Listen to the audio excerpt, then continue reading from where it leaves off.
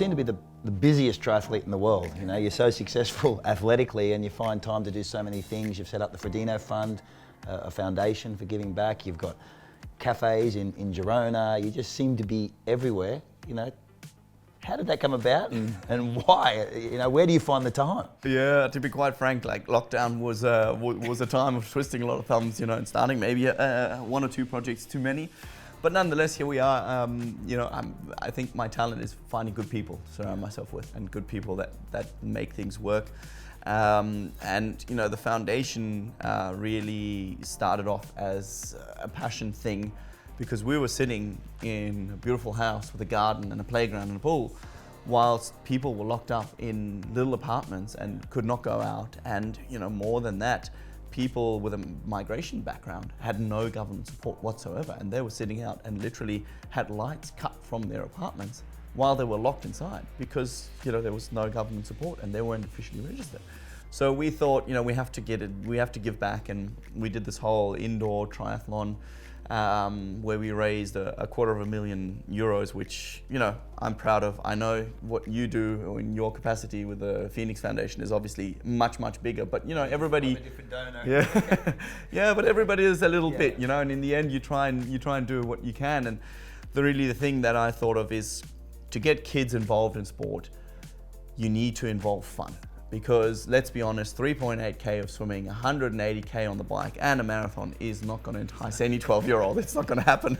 I don't have a 12-year-old yet, but I know that's not going to be on the height of his agenda at the time. You don't play triathlon.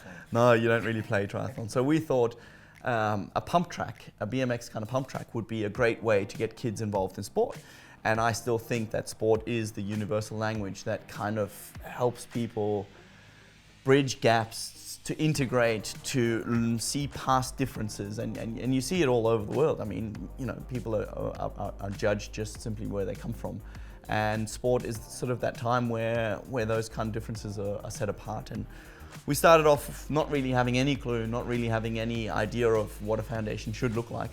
And we were like, okay, we don't just want to give the infrastructure, because then it's just another skate park that runs empty. We got to go and get kids involved, and we want to make this part of a school thing. So make cycling a school sport, make it part of the curriculum. We partnered up with 6 local schools and employed 2 full-time teachers. And now we've got 900 kids running, you know, every month, going over the track. We got teachers teaching young kids from all over the world how to ride a bike, and the little struggles that come with it, you know, having girls have to beg their parents to go riding simply because it's not seen as fit for them to be doing, you know. And 4 weeks later, we finally got the permit, and we finally spoken to the parents and convinced them. And you know, we've got girls only classes, we've got the boys, we've got races going on, and it's just become this hub of fun and of getting together, so that during school hours, kids can practice under a guidance, you know, with bikes that we provide.